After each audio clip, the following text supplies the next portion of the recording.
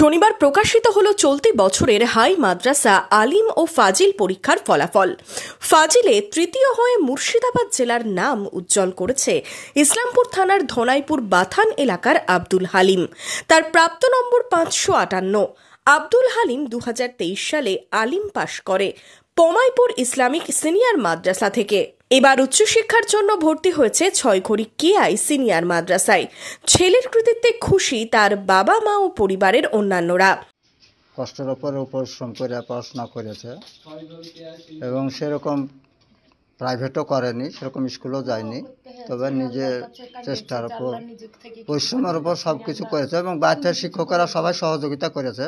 কৃষক পরিবারের ছেলে দিনে 7 থেকে 8 ঘন্টা পড়ে এই সাফল্য অর্জন করেছে বলে দাবি কৃতি ছাত্রের।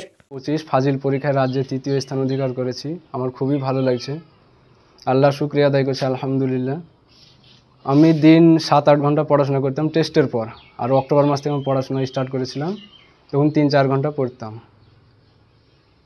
আর মাথার মধ্যে একটা চাপ ছিল যে আমাকে একটা রেজাল্ট করতে হবে, ভালো র্যাঙ্কেরই আশা ছিল, যেহেতু আলিমে আমি সেকেন্ড হয়েছিলাম 2023-এ, সেই হিসাবে আমার র্যাঙ্কের আশা ছিল, আর র্যাঙ্কের মধ্যে ফার্স্টের আশা নিয়ে খুবই পড়েছিলাম।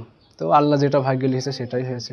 2023-এ আলিম পরীক্ষায় রাজ্যে দ্বিতীয় হওয়ার পর আবারও তার সাফল্যে উচ্ছ্বসিত এলাকার বাসিন্দারাও। খুবই খুশির খবর যে মাধ্যমিকেও সেকেন্ড হয়েছিল রাজ্যে এর আগে, এবার মাধ্যমিকে থার্ড হয়েছে উচ্চ মাধ্যমিকে। তো খুবই খুশির খবর, এটা এলাকাবাসী খুব খুশির খবর।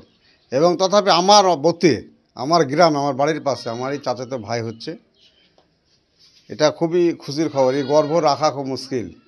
প্রত্যেকটা গ্রামের মানুষ এবং আশেপাশের মানুষ সবাই খুব গর্বিত যে আমাদের গ্রামে একটা রাজ্যে তৃতীয় স্থান অধিকার করা খুব ভাগ্যনীয় ঘটনা বলে আমি মনে করছি সেটাকে।